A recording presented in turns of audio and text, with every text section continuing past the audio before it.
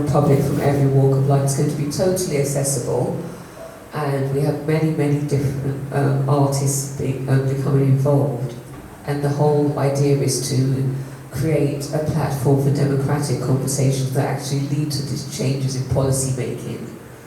I have been speaking to people in government so that they are aware and they will come and take part in the discussions, because I feel that many of the artists in Nigeria, they are brilliant, they are very highly talented, world-class. However, their work tends to only reach the eyes and the ears of people who are actually already informed and interested in art and theatre. Immersive theatre and site-specific theatre tends to draw people in from all walks of life who wouldn't go to a theatre, because it will actually place them inside the installation and give them a platform to air their views on what they feel should be done as a way forward. And everybody's input will go towards postdoctoral citizens' assemblies, where the output from these citizens' assemblies will go to the government officials, so that there's actual concrete change systemically rather than just entertainment. So my work intersects both academic and also artistry as well. So, well, that's what I'm doing at the moment, and very excited about it. I have a lot of work to do, but I really believe this is the way forward, following on from forerunners of staged activism in the form of agitprop, and theatre for development, and then interdisciplinary street art of the likes of Atiku. But then there's also the current wave of cultural diplomats who are at large now, making inroads in the way that I am also, so that we are able to create change without being arrested, and without being, through soft power, through attraction rather than confrontation, which I feel is a very valid way forward. Thank you. Thank you very much. So just let's move to Page. Page Patten chapter is 28 in the book, and it's titled, this is a joint chapter with Monique Charles. It's titled Life Forces, Spirit Bodies, and the Claiming of Space. Black British. So can you kind of contextualize that for us? Okay, thank you very much. I must begin to say, well, thank you for pulling the whole project together and for inviting me to be a part of this this book. This publication really was introduced to me by Monique Charles, who I co-wrote this chapter with. Unfortunately, Monique can't be here. She's based in the US at the moment, in California. But basically, when she approached me, our discussion came about because, as Brother Kene has said, it was looking at African theatre, but it was broadening it out to African theatre and the diaspora, looking at the diaspora. And so both Monique and myself were both from the diaspora, and we were looking at how do you look at African theatre and its manifestation outside of the proscenium stage, outside of the proscenium arch. How does this theatre speak to young people today where they are at? And so that's why we decided we were going to look at it. Monique, she has a theory where she looks at amoureux, which means that she's looking at the liminal space and developing on some of the ideas from Victor Turner's idea of liminality, where you pass through the liminal space in order to re-emerge and represent oneself from the perspective of the ritual that you've gone through. My work, my focus is the corporeal dancing body. And the corporeal dancing body, it kind of develops on Fuchs's idea of the body having the corporeality, and it's also having the lived body. So the lived body is about the kinesthetic action. So, as I normally say, the kinesthetic action, a simple movement like this is a circle. And when you see a circle here, or if you see a circle here, it can be in the pelvis, it can be with the feet, it's just a circle. But then the corporeal body then begins to put meaning within that. So this circle, I'm circling here, if I use the wrist as well, the circle no longer just represents a circle, but it becomes a beckoning. The circle here becomes the cycle of life, no beginning, no end. We're equal within it. When you start to circle the feet, it's entrapping the spirit. And so it's bringing the spirit, enabling the spirit to come through. And so therefore, when we started to look at life force, we started to have a discussion because Monique's work focuses on grime, whilst my work focuses on the Jamaican dance hall. But when I say Jamaican dance hall, I mean the dance hall as it developed in Jamaica. Within my PhD work, I actually looked at the migration of movement and the history that is told through the dancing body, not just the spoken word, because the spoken word can tell us anything. But when you start to look at the body itself tells you the history. And so it traces the history of the body from the Jamaican dancehall space through the Caribbean basin and the African or Neo-African practices that we have in the Caribbean, right the way back to Africa, and the African practices, the classical practices from which we have drawn. It then also connects to the migration from the Caribbean to the UK here, and how that the corporeal body brought with it that history and developed something new.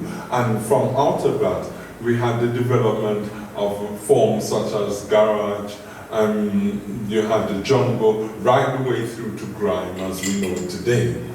Now Monique takes up from grime and what the body means within grime, because interestingly, within grime, the music then becomes the focus once again, because within grime, the dance movement is not as structured and apparent as it is within dancehall, where within dancehall we have a name for almost every movement, and there's a new movement being born every week almost. So when we started to speak, we looked at the foundation, and what is at the very base, at the foundation of everything, is the spiritual.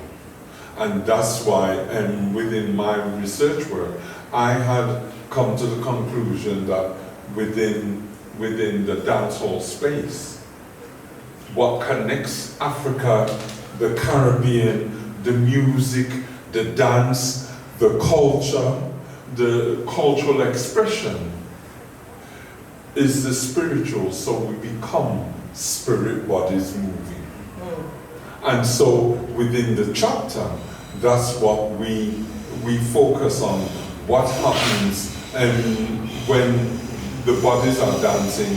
And Monique, she actually looks at it as once the body has passed through that liminal space, we get to the point where the portal is opened and the spirit enters.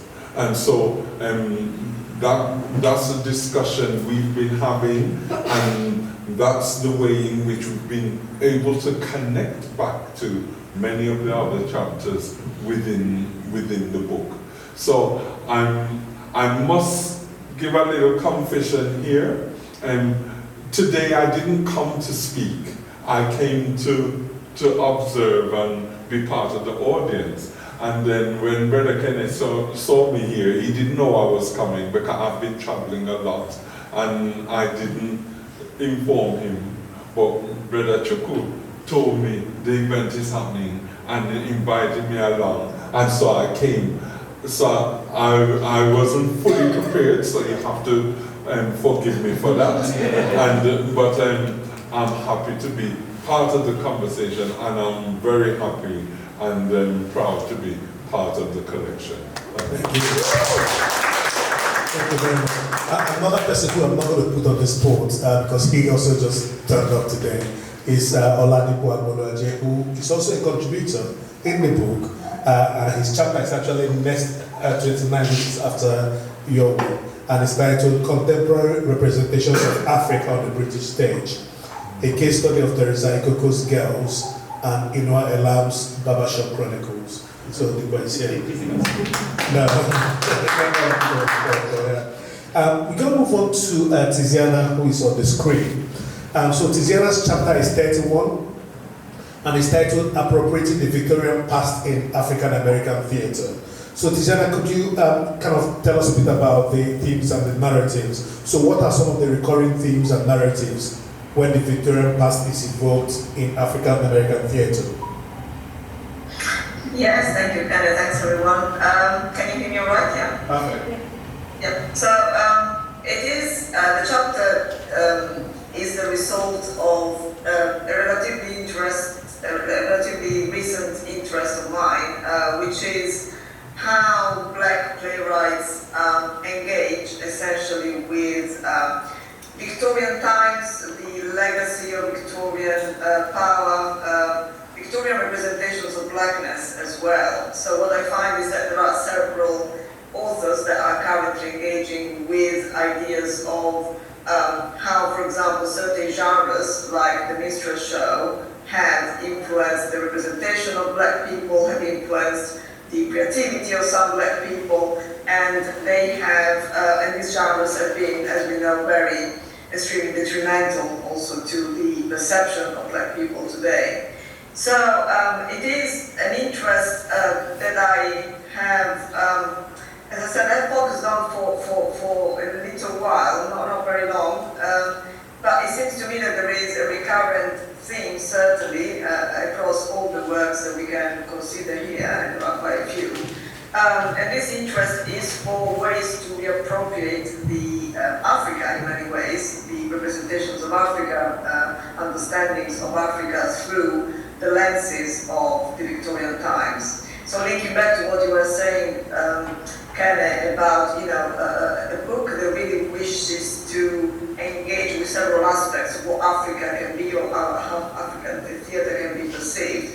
I thought it was interesting to have a chapter that in many ways reflects on the fact that Africa is also a construction. It is very much a continent, as we know, of course, but it is also a construction, and more often than not, unfortunately, it is a construction that has meant that people were fundamentally misunderstood, misrepresented, in line with the oppression of the Victorian rule,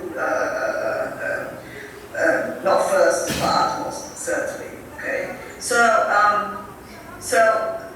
looking for Africa through the lenses of Victorian times is certainly one of the themes, and there is also a reflection on slavery, of course, on several pages that are horrific to the history of Black and African people. And we can mention several works that go in this direction.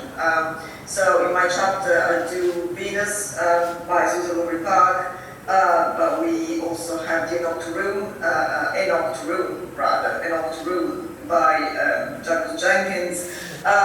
But most recently, we have the slave play, for example, still running on at the Noel Coward Theatre. We have other work by Jeremy Harris, for example, Down and Bones. We have Janice Oko's The Gift. We have several theatre makers of different backgrounds that really wish to speak to what they have lost, to what was lost during Victorian times, but also what survives of those times. So this is one of the things, and of course it links very closely to the theme of identity, what it means to be an African person today, what it means to be a Black person today, and how the heritage is being distorted by Victorian culture, but in many ways has also survived through Victorian cultures. So how we can kind of counterbalance all the stereotypes, all the ideas about the continent and its cultures to reaffirm a far more positive Black identity today. Thank you very much. Thank you.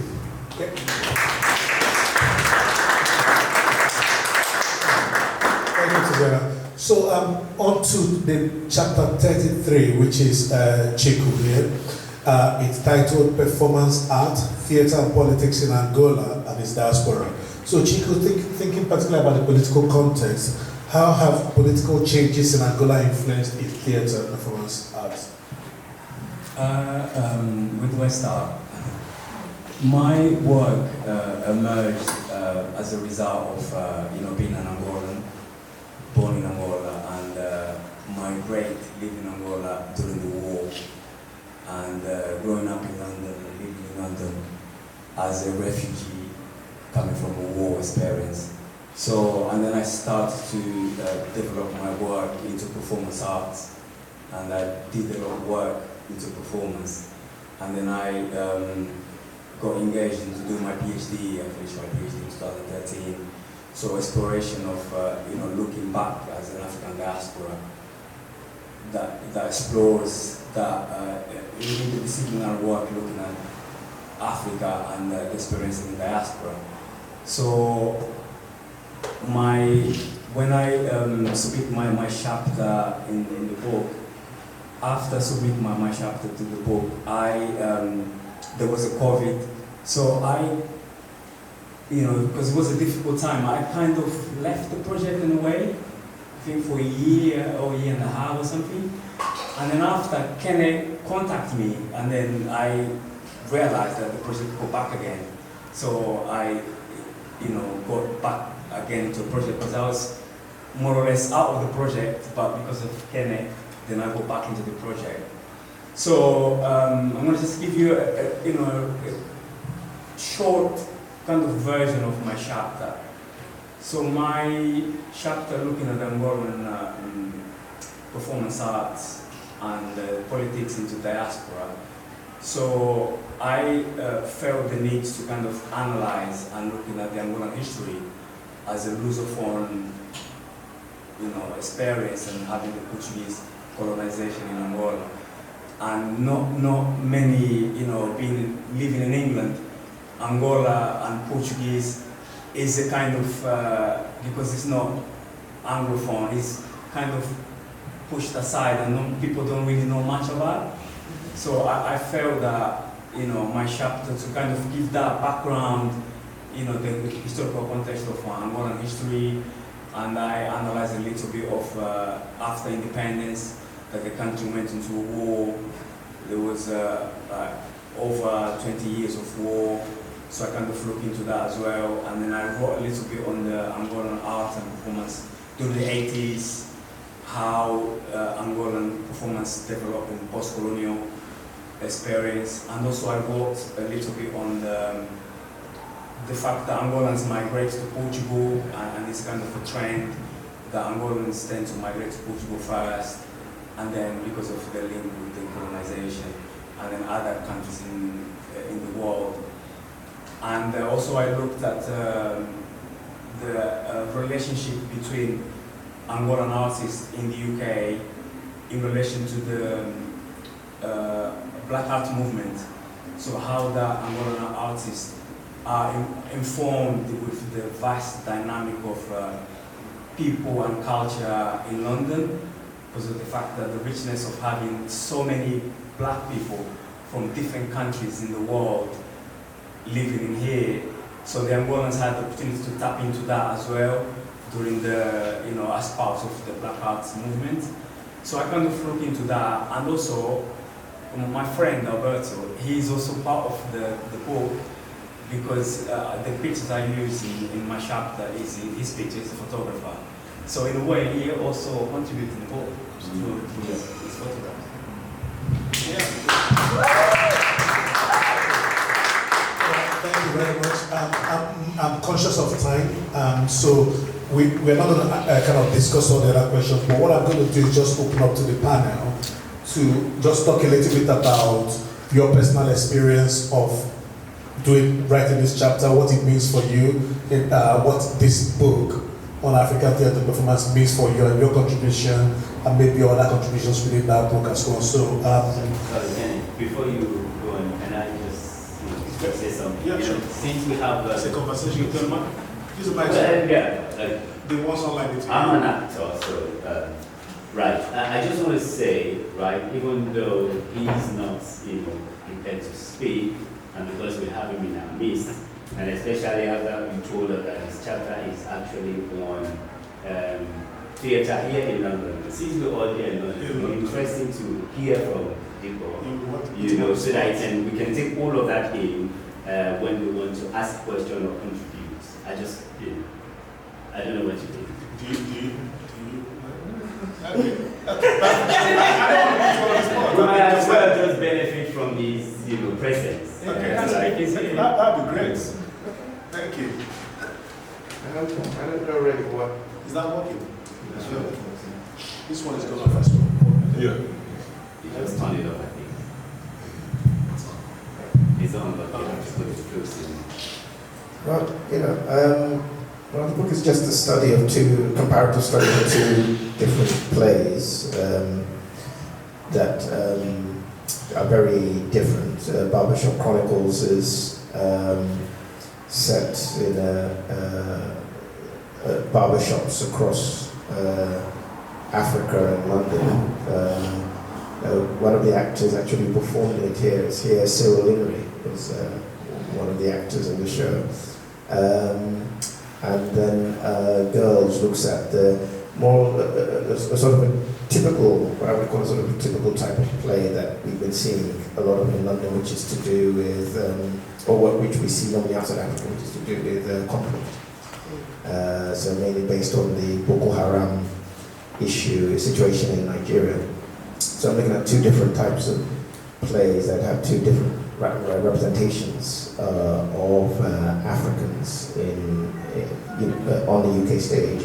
I'm looking at what the kind of receptions that both plays received. So that sort of basically in a nutshell is what the chapter is about.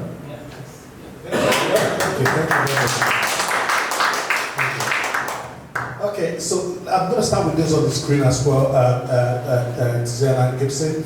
So, what would you say? I mean, what's your experience of writing your chapter, and maybe a little bit about your aspiration for the book, not just the book in terms of the physical book, but what the knowledge is able to kind of carry across the world. Very briefly, because we're well out of time as well.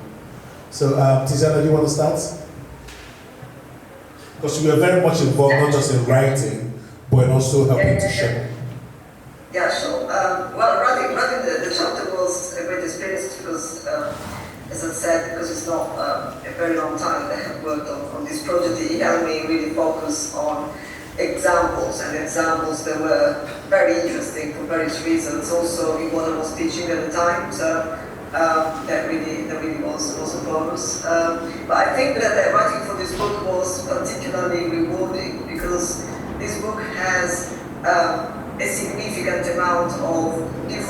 perspectives brought together. So it was actually quite interesting to see how certain things that I was working on and relating to African American theatre in particular really resonated with several other examples and areas and realities in terms of the strategies that are used, in terms of how we reflect about the past more generally. So it was really rewarding, I think, to be part of a project that brought together so many voices, but also so many perspectives. And more often than not, as you were saying at the very beginning, Kene, the impression is that when you have books on African theatre, they tend to be very, very specific on, I don't know, Nigeria or West Africa or Southern Africa, and you kind of miss the wider picture. And I think that the wider picture on the other side is there in this particular book, and it was very good for me as an author to relate to all those things and to all the points of view that were being expressed, I think, yeah.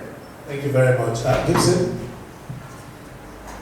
Yes, it was, I'm very honored to be included in this volume, and the process of writing my chapter was really joyful, and it was about reconnecting to South African theater. I just returned from South Africa, my first trip since 2019.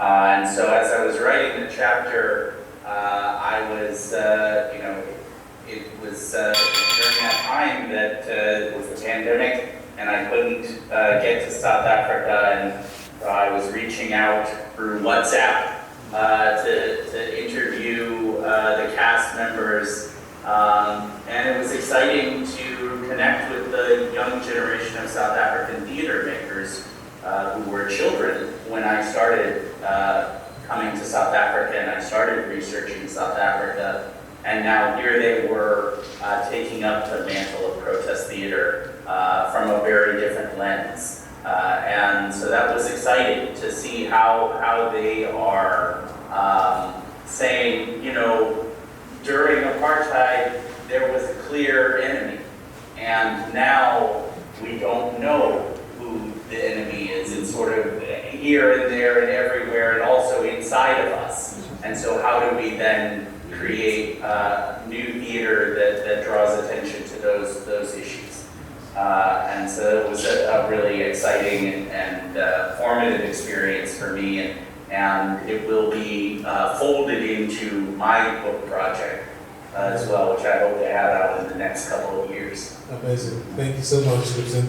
So same question. So what was the experience of writing the book for you? And do you have any aspirations for it? Okay, so the experience of writing the book, it's amazing. I went to Nigeria to do the groundwork. I spent 14 months out there. I now consider it, that was how I reconnected with Nigeria. I actually went to Wole Soyinka's house and spoke to him. I interviewed his secretary, who was one of the people who I interviewed in the process of, he's one of the interviewees in my chapter. I went to see people in government. I did a lot of lived experience research, seeing how people live, because I felt as if I actually lived with systemic problems. For example, as I was interviewing somebody, the electricity cut out, everyone knows that one. I did a lot of research. I wrote half of it there. I did a lot of refinement when I came back. And I got to understand what was going on and what the issues were about, not just on the surface. And I felt very, very proud that I was contributing to something that is a one-of-a-kind textbook that will appeal to ethicists, academics in their writing, a reference point for artists and academics alike, and anyone who's interested in African theatre. Thank you. That's amazing. So, Chiku? Go for it. My experience writing